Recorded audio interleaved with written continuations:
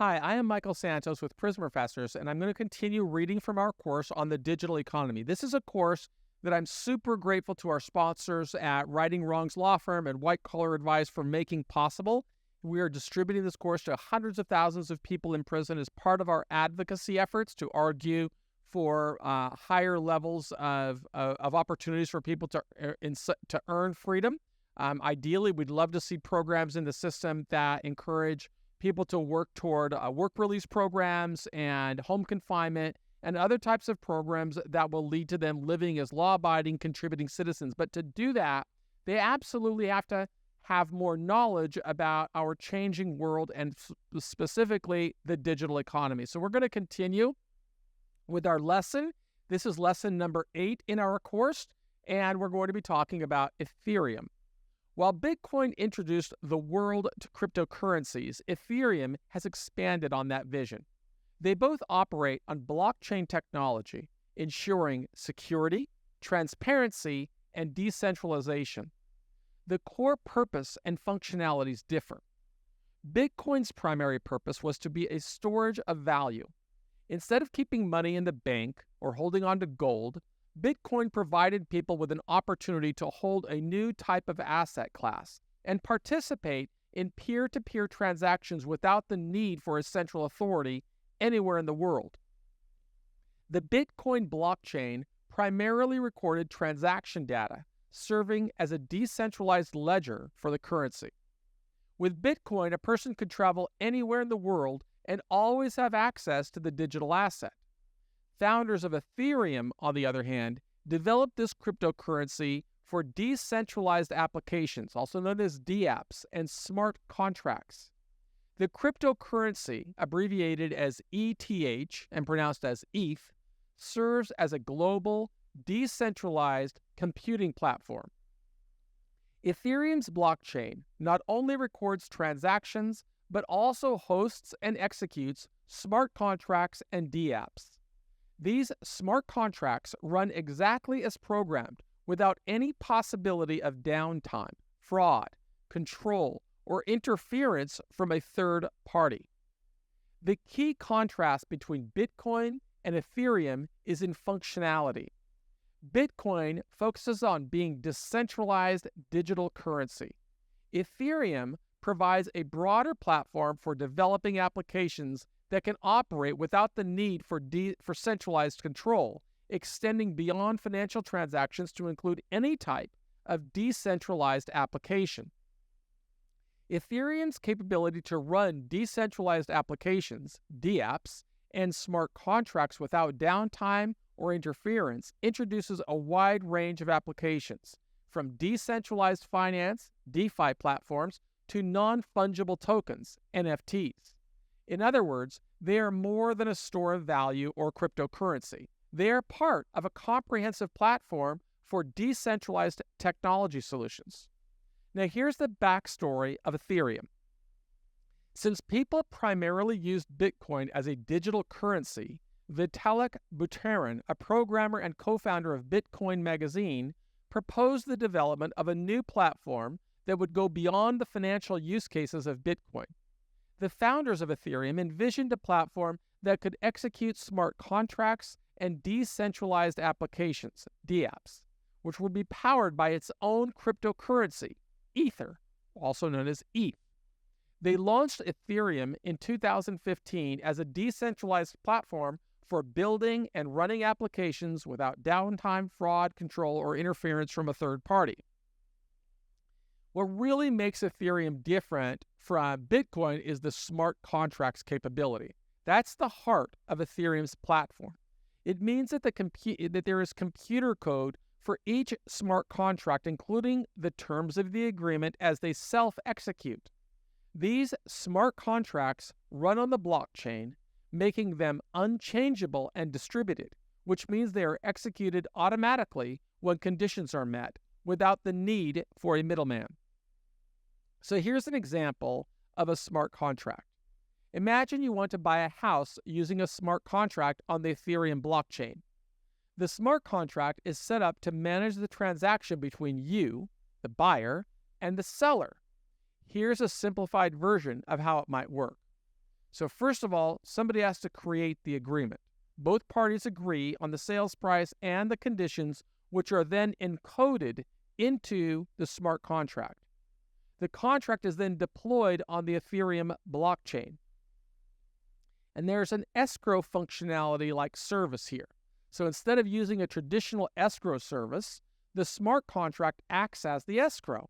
You transfer the agreed purchase amount in Ether to the smart contract, but the contract holds the funds securely and automatically, ensuring that neither party can access the funds until all conditions are met. So you know you've put the money in there, and nothing's going to happen to that money until the contract gets executed, and also the seller knows that they can move forward because the money is held in escrow, so they can be certain that when they transfer title, the money gets released.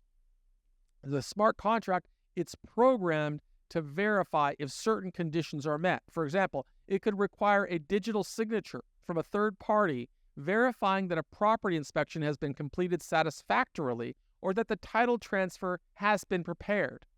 These conditions are public and transparent, and the verification process is automatic. Once the smart contract verifies that all conditions have been met, such as property inspection, approval, and title transfer readiness, the smart contract automatically releases the funds to the seller. If the conditions are not met by a specified deadline, the contract automatically refunds the Ether back to the buyer. So what about the record of the transaction? The transaction, including the fulfillment of all conditions, is recorded on the Ethereum blockchain, providing a permanent, immutable, and transparent record of the sale. This example demonstrates how smart contracts can automate and secure transactions, reduce the need for intermediaries like escrow services, and provide a transparent and immutable record of agreements and transactions on the blockchain. In the next lesson, we'll continue our discussion of Ethereum, discussing more about decentralized applications and the expected evolution of Ethereum. But for now, let's turn back to the investment, because I know that it's super important for people to get invested in this program and learn about how it can contribute or lead to new financial security for you. So in time, I intended to add Ethereum to my cryptocurrency portfolio. But first, in anticipation of the halving event that I wrote about in a previous lesson, and it's scheduled for April of 2024, I wanted to build a larger position in Bitcoin, adding to it gradually. So on February the 14th, 2024, Bitcoin was trading at $52,159.68 per coin. I purchased another 0.25 Bitcoin for $13,039.92. Coinbase charged a $293.40 fee, which brought the total acquisition price to $13,333.32. So on the end of the day, on February the 14th, my total investment in Bitcoin was $178,780.35. And it left me with 3.75 Bitcoins, which had a market value on that day of $195,598.80. So my overall gain for the day had risen to $16,818.45. Now, for full transparency, again, I am not an investment advisor. Our nonprofit, Prison Professors Charitable, offers these lessons for the singular purposes of helping people learn more about the digital economy. I provide information on my personal investments to show that even a person who served 26 years in federal prison can participate in the digital economy. I'm an investor and a speculator, understanding the risks. No one should invest in any asset class without a strategy and a plan, as shown through our introductory course, Preparing for Success After Prison. Always develop an understanding of investment risks, especially with cryptocurrencies. So here are some critical thinking questions for you. How do smart contracts on Ethereum differ from traditional contracts? and what implications do they have for businesses and individuals? 2. In what ways could Ethereum's transition to proof of stake impact its adoption and the broader cryptocurrency market? And then finally, 3, consider the potential of decentralized applications, DApps. How could they change the way that we interact with digital services and content online? And I'll provide many more examples of that as we work into future lessons.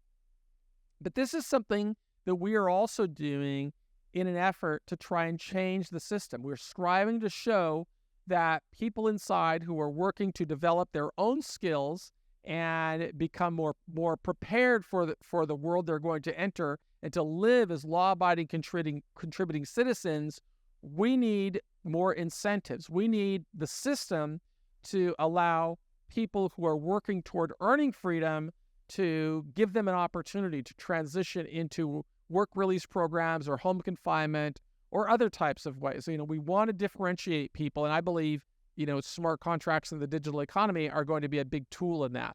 But it's not about me, and it's not about what I want. These courses are about you. In order for us to persuade the prison system to change, we need to demonstrate that these courses are having value, and that's why we're asking you to complete the critical thinking questions that we include with each course and send your responses.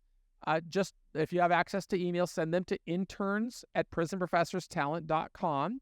And on the subject line, make sure that you write it's the digital economy course you're working through.